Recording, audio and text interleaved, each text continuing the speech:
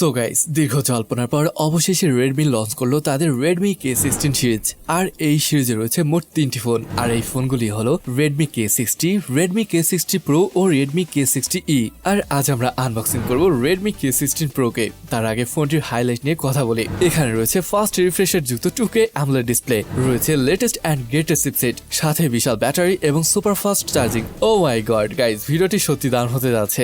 এই ভিডিওতে ফোনটির price, specification, camera, gaming performance সবই থাকছে, তো শেষ পর্যন্ত দেখতে থাকুন। তো গাইস, এটা হলো Redmi K60 Pro এর ব্ল্যাক কালারের বক্স, যেখানে বেশ বড় করে লেখা রয়েছে K60। ওকে, ওপেন করা যাক। তো প্রথমে দেখতে পাচ্ছেন এখানে রয়েছে একটি সিম ইজেক্টর টুল। এরপর এখানে রয়েছে কিছু ডকুমেন্টেশন। দেখতে পাচ্ছেন ফোনটির নিচে রয়েছে 120 ওয়াটের ফাস্ট চার্জার, আর এখানে রয়েছে টাইপ সি টু এ কেবল। তো এই ছিল বক্স কন্টেন্ট। গাইস, ফোনটির ডিজাইনে বললে এখানে একদম ইউনিক ডিজাইন পেয়ে যাবেন। যেমন এই ব্ল্যাক কালারের ভ্যারিয়েন্টের রাইট এবং লেফট সাইড যদি লক্ষ্য করেন, দেখবেন এখানে রয়েছে কার্বন ফাইবারের প্যাটার্ন, তবে সেন্টার একদম প্লেন। আবার হোয়াইট কালারে কিন্তু এরকম টেক্সচার দেখতে পাবেন না। ব্যাক সাইডে গোরিলা গ্লাসের প্রোটেকশন রয়েছে। ফোনটির একদম নিচে লেফট সাইডে রেডমি এর ব্র্যান্ডিং দেখতে পাচ্ছেন। তবে গাইস, এখানে আমার সব থেকে বেশি ভালো লেগেছে এর ক্যামেরা মডিউলের ডিজাইন, কারণ তারা এখানে নতুন কিছু তো করা ট্রাই করেছে। যাই হোক, এখানে থাকছে ট্রিপল ক্যামেরা সেটআপ এবং সাথে রয়েছে ডুয়েল এলইডি ফ্ল্যাশ লাইট। ফোনের ব্যাক সাইডকে কার্ভ করা হয়েছে, যার ফলে ফোনটি হোল্ড করতে বেশ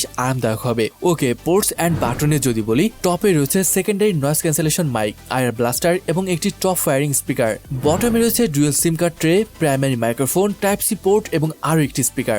রাইট সাইডে যেমন থাকে আর কি, পাওয়ার এবং ভলিউম বাটন। ফোনটিকে 8.6 mm থিকনেস করা হয়েছে এবং এর ওয়েট প্রায় 205 গ্রাম। ওভারঅল ডিজাইন বেশ ভালো লেগেছে, তবে আমার কাছে হোয়াইট ভ্যারিয়েন্টটা সব থেকে বেশি ভালো লেগেছে। যাই হোক, আপনার কাছে কোনটা ভালো লেগেছে তা কমেন্টে জানাতে পারেন। ডিসপ্লের কথা আসলে এখানে পেয়ে যাচ্ছেন 6.67 ইঞ্চির OLED স্ক্রিন, যেখানে থাকছে 2K রেজুলেশন। এটি 12 বিট ডিসপ্লে, তাই কালার 68 বিলিয়নের বেশি রয়েছে। ডিসপ্লেটিতে আমরা পাচ্ছি 120 হার্জের ফাস্ট রিফ্রেশ রেট এবং 480 হার্জের টাচ স্যাম্পলিং রেট। ডিসপ্লেটি কিন্তু যথেষ্ট পরিমাণে ব্রাইট। এর কারণ হলো এখানে রয়েছে 1400 নিটস পিক ব্রাইটনেস, যেটা আপনাকে আউটডোরে অনেক সুবিধা দিবে। এছাড়া এখানে রয়েছে 1920 হার্জের PWM ডিমিং ফিচার। তো ওভারঅল ডিসপ্লেটি পাচ্ছি একদম ফ্ল্যাগশিপ লেভেলের। আর মাল্টিমিডিয়া এক্সপিরিয়েন্সে বললে ডলবি ভিশনের সাথে সাথে এখানে রয়েছে ডুয়েল স্টোরেজ স্পিকার সেটআপ, যার ফলে মাল্টিমিডিয়া এক্সপিরিয়েন্স পাবেন খুবই ভালো। গাইস, এটি কোনো সাধারণ ফোন না। এখানে রয়েছে latest chipset Qualcomm Snapdragon 8 Gen 2, যেটি CPU এর পারফরমেন্স বুস্ট করে দিবে 37%, GPU এর 42% এবং AI এর 435%, কারণ এখানে যে সফটওয়্যার রয়েছে MIU 14।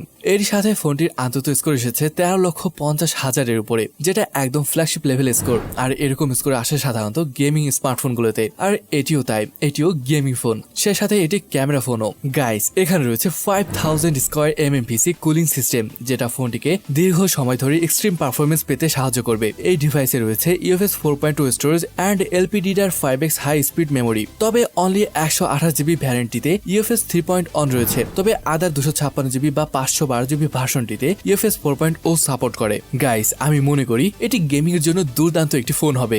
ব্যাটারি নিয়ে বললে এখানে পেয়ে যাচ্ছেন 5000 mAh ব্যাটারি, যেখানে চার্জ করার জন্য থাকছে 120 ওয়াটের ফাস্ট চার্জার। এই চার্জার দিয়ে 0 থেকে 100% হতে সময় লাগবে মাত্র 19 মিনিটের মতো। আর এখানে 33 ওয়াটের ওয়্যারলেস চার্জিং এর সুবিধা রয়েছে। Let's talk about camera. Front ক্যামেরাটি এখানে 16 মেগাপিক্সেলের পেয়ে যাবেন, যেখানে 4K ভিডিও শুট করতে পারবেন না, তবে 1080p 60 fps ভিডিও করার সুবিধা রয়েছে।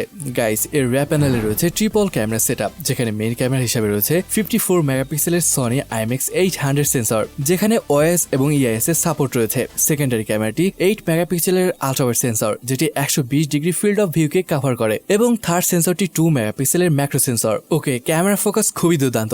একটা ভিডিওতে দেখা গেছে যে আপনি যদি কোনো একটা টার্গেট সেট করে ভিডিও করেন, শুধু ওই টার্গেটটাকেই এই ক্যামেরা ফোকাস করবে, যেমনটা এখানে ভিডিওতে দেখতে পাচ্ছেন।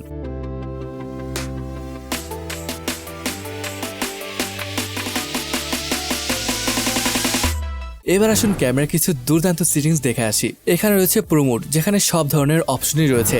সেকেন্ড যে অপশনটি রয়েছে, এটা সবারই ভালো লাগবে। আপনি যদি কোনো বিলবোর্ড বা কোনো লেখার পিকচার তোলেন, তাহলে ওই পিকচার থেকে টেক্সটকে কপি করতে পারবেন। এরপর রয়েছে ভিডিও অপশন, যেখানে আপনি 4K এবং 8K ভিডিও 24, 30 এবং 60 fps এ শুট করতে পারবেন। আর ফটো, যেখানে আপনি এরকম অপশন পেয়ে যাবেন। এরপর রয়েছে পোর্ট্রেট, নাইট এবং মোডে যদি দেখেন এখানে রয়েছে অনেকগুলো অপশন। এখানে রয়েছে clone, dual video, blog, time lapse, এরকম আরো অনেক রয়েছে। ওকে, এবার চলুন কিছু ফটো এবং ভিডিও স্যাম্পল দেখে আসি। এখানে মেইন ক্যামেরা 4K 30 fps এ ভিডিও দেখতে পাচ্ছেন। কালার কন্ট্রাস্ট বেশ দারুণ, তবে আমার মনে হয় এখানে স্যাচুরেশনটা একটু বেশি, তবে ওভারঅল অসম বলবো। এবার চলুন ফটোগুলো দেখে আসি।